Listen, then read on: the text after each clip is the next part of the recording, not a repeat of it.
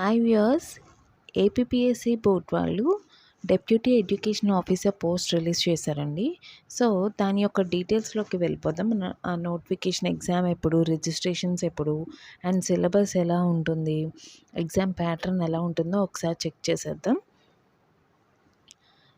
Applications are invited through online from eligible candidates for the post of Deputy Educational Officer in the AP Educational Service. ఎన్ని vacancies ఉన్నాయంటే 38 vacancies ఉన్నాయండి. Scale of pay అనేది కూడా ఇక్కడ mention చేశారు. 61,000 to 1,51,000 and with the age group of 18 to 42 years. The candidate shall apply through the commission website from January 9th to January 29th. January 9th application open date చేస్తారండి. Closing date వచ్చేటప్పటికి 29th అనమాట. And next examination అనేది prelims, mains కింద conduct చేస్తారు. Prelims అంటే screening test అనమాట. ఆ screening test అనేది కంప్లీట్గా ఆఫ్లైన్ మోడ్లోనే ఉంటుంది. అదే మెయిన్స్ వచ్చేటప్పటికి కంప్లీట్గా ఆన్లైన్ మోడ్లో ఉంటుందండి. అండ్ అప్లికేషన్ వచ్చేటప్పటికి వన్ టైం ప్రొఫైల్ రిజిస్ట్రేషన్ అనే దాంతో మనం అప్లై చేసుకోవాల్సి ఉంటుంది. సో కొత్తగా ఎవరైతే డిగ్రీ కంప్లీట్ అయ్యి వస్తారో వాళ్ళు అప్లై చేసుకోవాలంటే కనుక ఫస్ట్ ఏపీపీఎస్సీ వెబ్సైట్లోకి వెళ్ళి ఓటీపీఆర్ అని చెప్పి వన్ టైం ప్రొఫైల్ రిజిస్ట్రేషన్ అనేది చేసుకోవాలి. అప్పుడు మనకి లాగిన్ ఐడి అను పాస్వర్డ్ మనం క్రియేట్ చేసుకున్న పాస్వర్డ్ త్రూ లాగిన్ అయ్యి అక్కడ ఉన్న అప్లికేషన్స్ ఏవైతే మనకి ఎలిజిబిలిటీ ఉంటుందో దాన్ని చెక్ చేసుకొని మనం అప్లై చేసుకోవాలన్నమాట. ఇంకా మన అడ్మిట్ కార్డు డీటెయిల్స్ కానీ, మన క్వశ్చన్ పేపర్ డీటెయిల్స్ కానీ అవన్నీ ఆ వెబ్సైట్లోనే ఉంటాయి. సో అది నేను ఇంకొక వీడియో కూడా చేసి పెడతాను. ఎవరైతే ఫ్రెష్గా అప్లై చేయాలనుకుంటున్నారో ఓటీపీఆర్ ఎలా అప్లై చేయాలి ఏంటి అనేది ఉంటుంది కదా. సో నేను అది కూడా చేస్తానండి. ఓకే. సో ఎవరైతే మ్యాక్సిమం అందరికీ తెలుసు, న్యూ మెంబర్స్ మట్టుకే తెలియదు అనమాట. రీసెంట్గా డిగ్రీ కంప్లీట్ అయ్యి వచ్చిన వాళ్ళకే ఐడియా ఉండదు కొంచెం. ఓకే. ఓటీపీఆర్ రిజిస్ట్రేషన్ చేసుకున్న తర్వాత స్క్రీనింగ్ టెస్ట్ అనేది ఆఫ్లైన్లోనే కండక్ట్ చేస్తారు. అండ్ నెక్స్ట్ మెయిన్స్ ఎగ్జామినేషన్ అనేది సిబిటి మోడ్లోనే కండక్ట్ చేస్తారు. అది ఎక్కడ, ఎలా, ఏంటి అనేది అనెక్సర్ 3లో ప్రొవైడ్ చేశారంట, దాని details. And next before that అంటే ఈ ఎగ్జామ్ కొత్త ప్యాటర్న్ ఎలా ఉంటుంది తెలియదు అనుకుంటే కనుక ఒక మాక్ టెస్ట్ ఫెసిలిటీ కూడా వాళ్ళు ప్రొవైడ్ చేశారండి. అది ఈ వెబ్సైట్లో ఉంటుంది, మాక్ టెస్ట్ అని చెప్పి. మెయిన్ పేజ్లో మాక్ టెస్ట్ అని కూడా ఉంటుంది. దాన్ని క్లిక్ చేస్తే మీకు ఒక బేసిక్ ఐడియా వస్తుంది అనమాట. రిక్రూట్మెంట్ ప్రాసెస్ గురించి అంటే మనం రెగ్యులర్గా కమిషన్ వెబ్సైట్ అనేది చెక్ చేస్తూ ఉండాలి. హాల్ టికెట్ ఎప్పుడు ఇస్తారు, ఏంటి, ఎగ్జామ్ ఎప్పుడు కండక్ట్ చేస్తారు అని చెప్పేసి. సో ఇక్కడ వేకెన్సీస్లోకి వెళ్ళిపోదాం. స్టేట్ వైడ్ క్యాడర్ అనమాట ఈ పోస్ట్ అనేది, deputy educational officer. And zone వైజ్లో వేకెన్సీస్ ఉన్నాయండి. Zone 1, 2, 3 and 4. 1లో 7 వేకెన్సీస్, 2లో 12 వేకెన్సీస్, 3లో 8 వేకెన్సీస్, 4లో 11 వేకెన్సీస్ ఉన్నాయి. చూడండి, the post is state wide post but allotment will be in the zone వైజ్లోనే అలాట్ చేస్తారు. వేకెన్సీస్ అనేది అనెక్సర్ 1లో అంటే ఏ కేటగిరీకి ఎన్ని నెంబర్ ఆఫ్ వేకెన్సీస్ ఉన్నాయి, ఏ జోన్లో ఎలా ఉన్నాయి అనేది కూడా అనెక్సర్ 1లో ఇచ్చారు. అది ఒకసారి తర్వాత చెక్ చేద్దాము. ఓకే. ఎలిజిబిలిటీ, ఎవరు ఎలిజిబుల్ అంటే కనుక he or she is of sound health, active habits and free from any bodily defect or infirmity rendering him or her unfit for such service. అంటే ఎవరైతే sound health, active habits, free from any బాడీలో defect, ఏ defect లేను అనుకున్న వాళ్ళు అనుకుంటే కనుక are unfit for such kind of service. And character and antecedents such as to qualify him or for such service. academic and other qualifications prescribed for the post. He or she is a citizen of India. Already మనకు తెలిసిందే కదా, Indian citizen అయ్యి ఉండాలి. Next education క్వాలిఫికేషన్లోకి వెళ్దామండి. The candidate should possess the prescribed academic qualification as in the date of this notification. చూడండి, ఇక్కడ name of the post deputy education officer in AP educational service, a first or second class post graduate degree in any one of the subject suitable for admission into the BEd course. అంటే మీకు post గ్రాడ్యుయేషన్‌లో ఒక specialised సబ్జెక్ట్‌లో first or second class అనేది వచ్చుండాలనమాట. And for admission suitable for admission into the BEd course. BEd కోర్స్‌లో కూడా మీరు అంటే ఆ కోర్సు బీఈడీ కోర్స్‌లో కూడాను మీకక్కడ సబ్జెక్ట్ అనేది ఉండాలనమాట. సూటబుల్ సబ్జెక్ట్ అనేది మీరు పీజీ క్వాలిఫికేషన్‌లో చేసింది బీఈడీలో కూడా చేసేలాగా ఉండాలనమాట. Based on the merit in the main examination the candidates will be shortlisted for computer proficiency test. అంటే ఎవరైతే మెయిన్స్‌లో క్వాలిఫై అవుతారో వాళ్ళకి కంప్యూటర్ ప్రొఫిషియన్సీ టెస్ట్ అనేది ఉంటుందండి.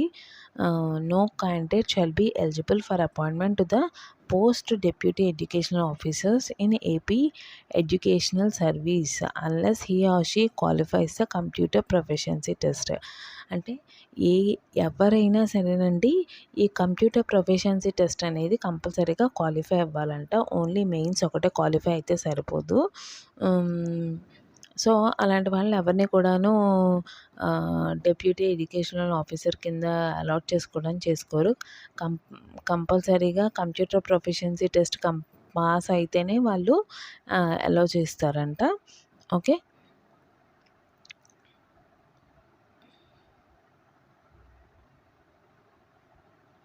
సో ఈ క్యాండిడేట్స్ ఎవరైతే ఎస్సీ, ఎస్టీ, బీసీ, ఈడబ్ల్యూఎస్ ఉన్నారో వాళ్ళ అప్పర్ ఏజ్ రిలాక్సేషన్ గనక ఉంటే గనక they can be considered as an open category vacancies.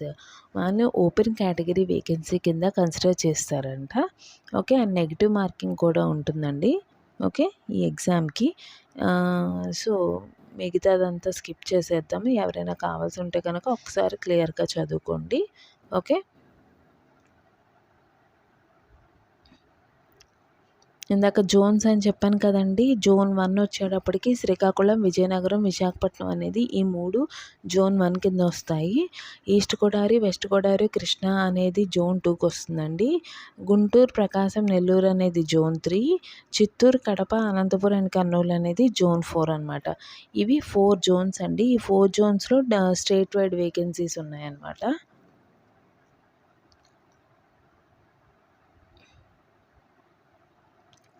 Minimum age 18 years, maximum age 42 years అండి. ఎవరైతే ఎస్సీ, ఎస్టీ, ఈడబ్ల్యూఎస్ ఉంటారో వాళ్ళకి 5 ఇయర్స్ రిలాక్సేషన్ ఉంటుంది. Persons with bench mark disability 10 years అండి. సో ఇవన్నీ ఒకసారి చెక్ చేసేసుకోండి.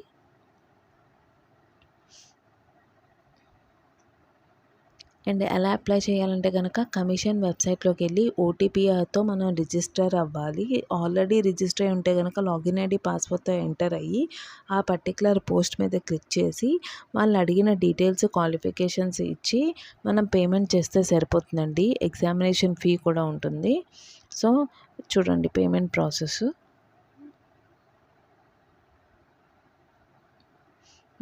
Applicant must pay the 250 rupees towards application processing fee and 120 towards examination fee. 120 ఏమో ఎగ్జామినేషన్ ఫీ, 250 ఏమో అప్లికేషన్ ప్రాసెసింగ్ ఫీ అండి. సో ఎవరైతే కొంతమంది మటుకు ఫీ ఎగ్జంప్షన్ ఇస్తారండి. SC, ST, ex service men and families having house hold supply white card వాళ్ళకి మటుకు 120 rupees కట్టకుండా ఎగ్జామినేషన్ ఫీ కట్టకుండా అయితే ఎగ్జామ్షన్ ఇస్తారు. అంటే వాళ్ళు 250 రూపీస్ పే చేస్తే సరిపోతుంది ఎగ్జామ్కి, టువర్డ్స్ ఎగ్జామ్కి.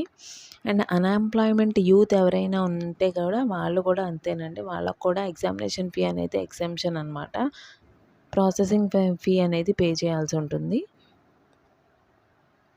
అండ్ మీరిచ్చిన రిజిస్ట్రేషన్‌లో ఫర్ ఎగ్జాంపుల్ మీరు చేసిన అప్లికేషన్ ఫార్మాట్‌లో మీరేమైనా రాంగ్ డీటెయిల్స్ బై మిస్టేక్ ఇచ్చారనుకోండి, అవి కరెక్షన్స్ చేయాలంటే కనుక 100 రూపీస్ పే చేసి కరెక్షన్ చేసుకోవాల్సి ఉంటుంది. అండ్ స్కీమ్ ఆఫ్ ఎగ్జామినేషన్‌లోకి వెళ్దామండి. అనెక్సర్ 2లో స్కీమ్ ఆఫ్ ఎగ్జామినేషన్ అనేది ప్రొవైడ్ చేశారు. దాంట్లోకి వెళ్ళిపోదాము. అండ్ సెంటర్స్ కూడా ఇచ్చారు చూడండి. సెంటర్స్ వచ్చేటప్పటికి స్క్రీనింగ్ టెస్ట్‌కి, మెయిన్ ఎగ్జామినేషన్‌కి సెంటర్స్ ఇక్కడ 13 సెంటర్స్ ఇచ్చారు. Srikakulam, Vizianagaram, east Godavari, west, Visakha. So ఇవన్నీ ఒకసారి ఎగ్జామినేషన్ సెంటర్స్ అనమాట. ఒకసారి చెక్ చేసేసుకోండి.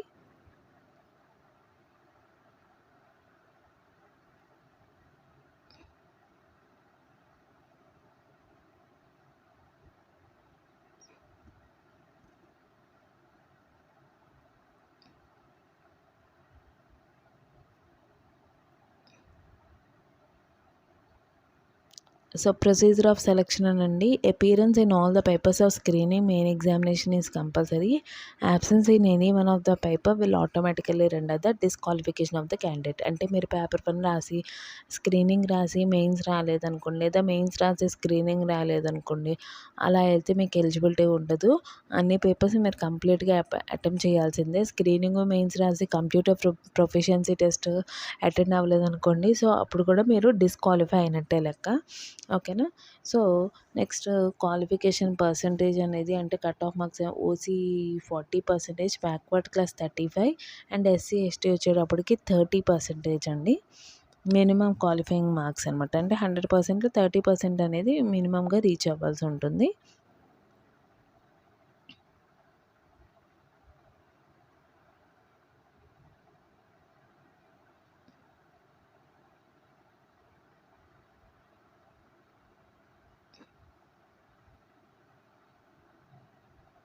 ఇదిగోండి vacancy position for the deputy post, for the deputy educational officer.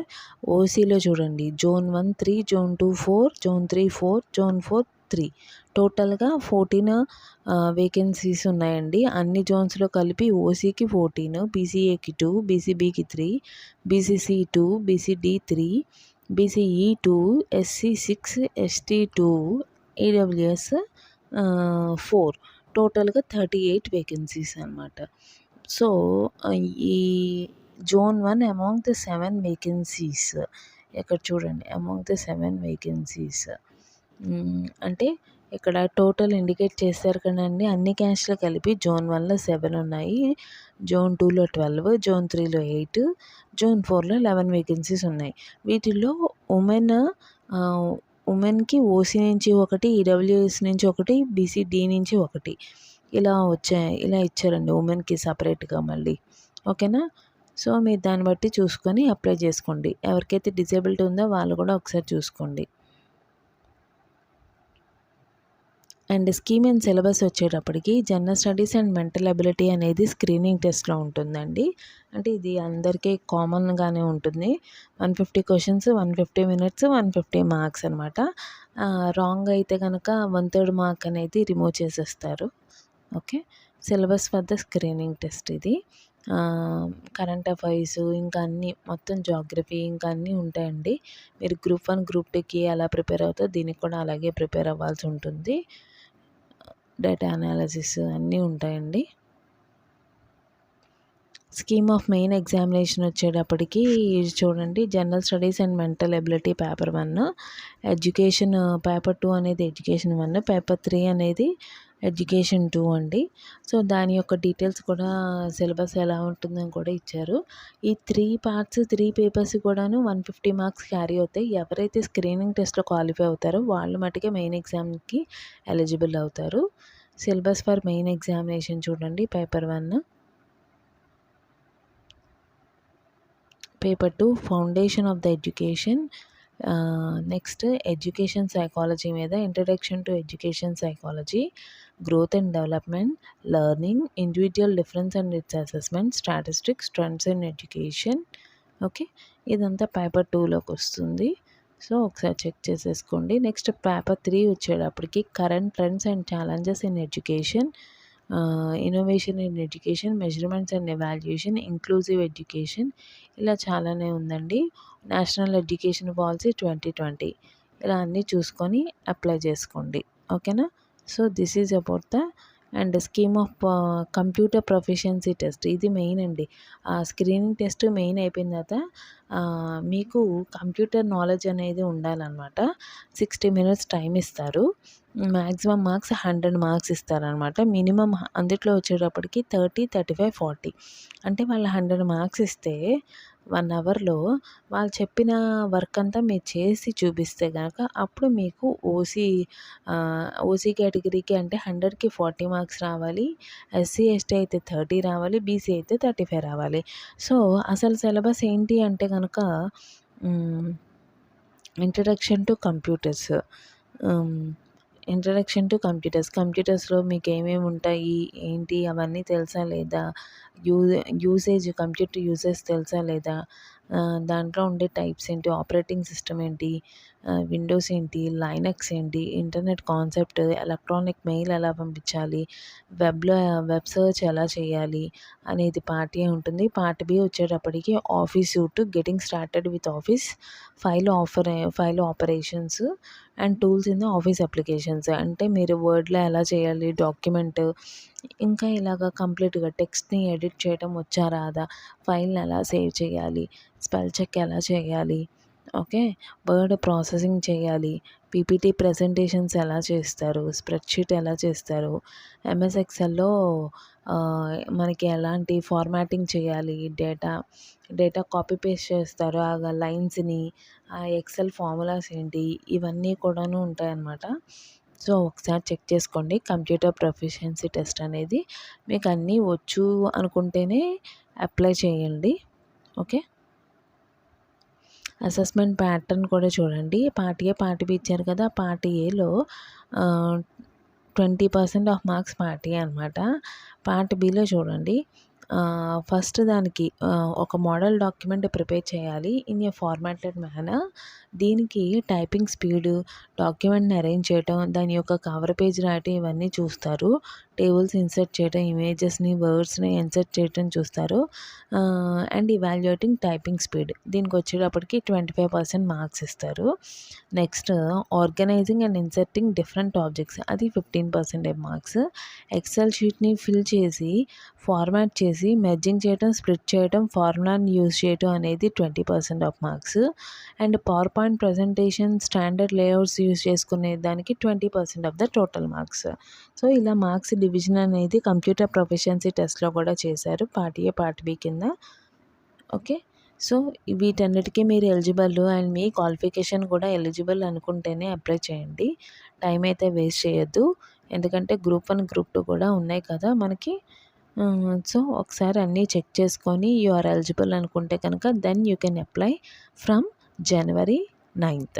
So ఎందుకంటే నోటిఫికేషన్ అనేది January 9th నుంచి ఓపెన్ అవుతుంది కాబట్టి ఆ రోజు నుంచి మీరు అప్లై చేసుకోండి. ఓకేనా. నేను వన్ టైం ప్రొఫైల్ రిజిస్ట్రేషన్ ఎలా చేయాలో కూడా పెడతానండి. ఓకే. Thank you.